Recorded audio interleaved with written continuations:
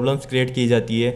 उनको टाइमिंग से पहले बुला लिया जाता है, 2 घंटे पहले बुलाया जाता है, लेकिन फिर भी उनका चेकिंग पूरी तरह से नहीं की जाती है और उसका पूरा जो ब्लेम है वो स्टूडेंट पर डाल दिया जाता है। तो आप जब 2 घंटे पहले बुला रहे हैं तो उनका मंगलसूत्र उतरवाना, उनका बुर्का उतरवाना, ये कौन सा तरीका है?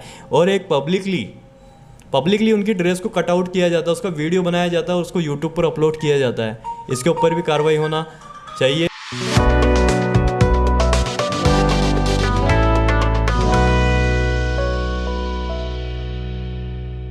द पब्लिक न्यूज़ में आपका स्वागत है। मैं हूं आपके साथ जाबिर खान। हाल ही में नीट की एग्ज़ाम को लेकर के विवाद खड़े हुए हैं। उसके बाद 23 और 24 को रीट की एग्ज़ाम है। इसके लिए हमारे साथ है कैंपस फ्रंट ऑफ इंडिया के राजस्थान प्रदेश अध्यक्ष। उनसे हम जानेंगे कि नीट की एग्ज़ाम गाइडलाइंस और रीट की एग्ज़ाम गाइडलाइंस में कुछ फ़र्क है। हम जानते हैं इनसे कि आज का युवा और जिनकी एग्ज़ाम देने वाले हैं वो इसके लिए क्या कहना चाहेंगे, क्या उनके विचार हैं कि एग्ज़ाम को लेकर किस तरह की व्यवस्था की जानी चाहिए। बहुत शुक्रिया आपका हमारे जुड़ने के लिए आबिद साहब। क्या आज की जो नीट और रीट की एग्ज़ाम जो हुई हैं इसको लेकर के विवाद खड़े हुए हैं, क्या कहना चाहेंगे इसके बारे में आप? जी, मैं आपको बताना चाहूँगा कि अभी पहले तो आपका बहुत बहुत शुक्रिया यहाँ पे आने के लिए।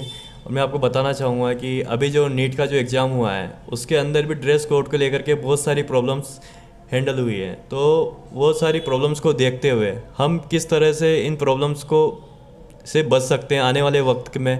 और ये जो रीट का जो एग्ज़ाम है, लास्ट टाइम भी इतनी जब गवर्नमेंट ने जब इतना सब कुछ किया उसके बावजूद वो पेपर लीक हो जाता है। डायरेक्ट इनडायरेक्टली गवर्नमेंट का फॉल्ट रहता है, उसकी वजह से छात्रों का बहुत सारा नुकसान हो जाता है। और अभी भी स्थिति ऐसी है कि गर्ल्स का हरासमेंट करके और एग्ज़ाम दिलाया जाता है, उन्हें प्रॉब्लम्स क्रिएट की जाती है। उनको टाइमिंग से पहले बुला लिया जाता है, 2 घंटे पहले बुलाया जाता है, लेकिन फिर भी उनका चेकिंग पूरी तरह से नहीं की जाती है और उसका पूरा जो ब्लेम है वो स्टूडेंट पर डाल दिया जाता है। तो आप जब 2 घंटे पहले बुला रहे हैं तो उनका मंगलसूत्र उतरवाना, उनका बुर्का उतरवाना, ये कौन सा तरीका है? और एक पब्लिकली उनकी ड्रेस को कट आउट किया जाता है, उसका वीडियो बनाया जाता है और उसको यूट्यूब पर अपलोड किया जाता है। इसके ऊपर भी कार्रवाई होना चाहिए। और इस तरह से जो भी रही गाइडलाइन, नीट का जैसा एग्ज़ाम हुआ तो उसके अंदर जिस तरह की गाइडलाइन को फॉलो किया गया और उसमें जो प्रॉब्लम्स क्रिएट हुई वो रीट के एग्ज़ाम में नहीं हो और आने वाले वक्त में किसी भी स्टूडेंट का हरासमेंट नहीं हो। और मैं आशा करता हूँ कि पूरे राजस्थान में अच्छे से रीट का एग्ज़ाम दिया जाए और किसी भी स्टूडेंट को प्रॉब्लम ना हो। लेकिन हम देखते हैं कि जो नीट का एग्ज़ाम है, नीट के एग्ज़ाम में आप देखेंगे तो उसमें गाइडलाइन दी गई है कि आपको सांस्कृतिक और जो आपके धार्मिक जो कपड़े लिबास जो भी है अगर उसको आपको रखना है तो आप 1 घंटे पहले पहुँचें, ऐसा उसमें गाइडलाइन दिया हुआ है। लेकिन नीट की एग्ज़ाम में से कोई गाइडलाइन नहीं है। आप 1 घंटे पहले 2 घंटे पहले आने के लिए उसमें कहा गया है, लेकिन उसके बाद भी आपको हाफ कपड़ों में आना पड़ेगा।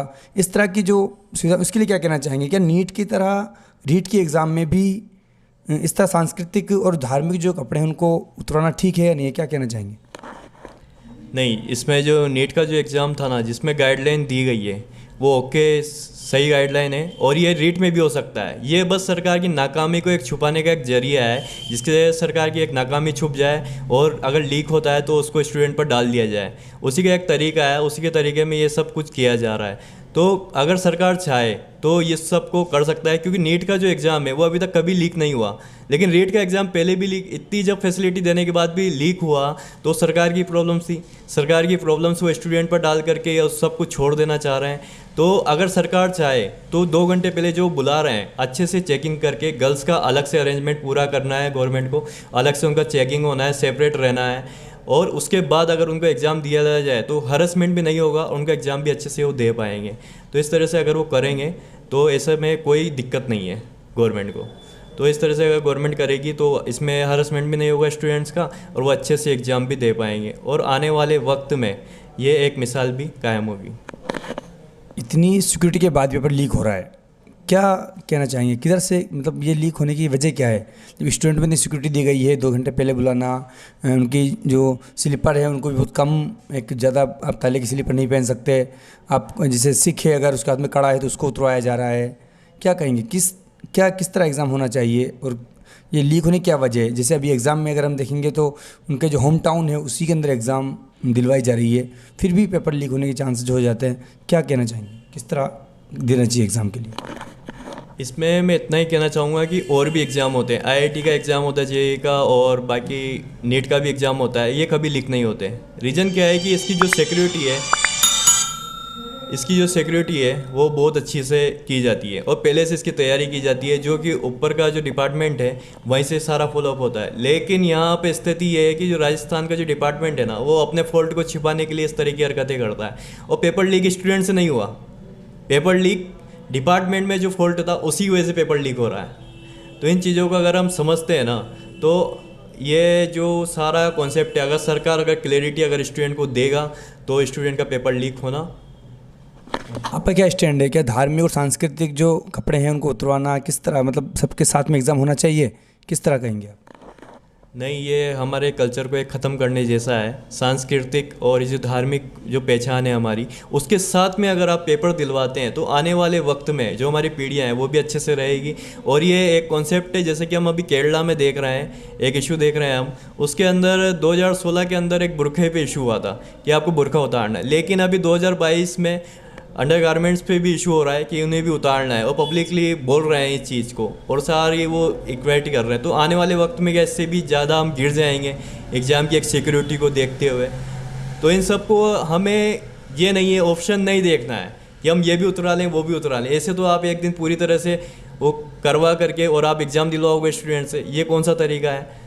तो आपको अपना मैनेजमेंट देखना है। आप 2 घंटे पहले बुला रहे हैं स्टूडेंट को, तो आप पूरा चेक कीजिए, उनको अच्छे से चेक कीजिए, उसके बाद आप एंट्री दीजिए और एग्ज़ाम दिलवाइए, उसमें कोई इशू नहीं है। आपके पास इतना सारा मैनेजमेंट है, इतनी बड़ी गवर्नमेंट है आपके पास सारी सिक्योरिटी सिस्टम्स हैं।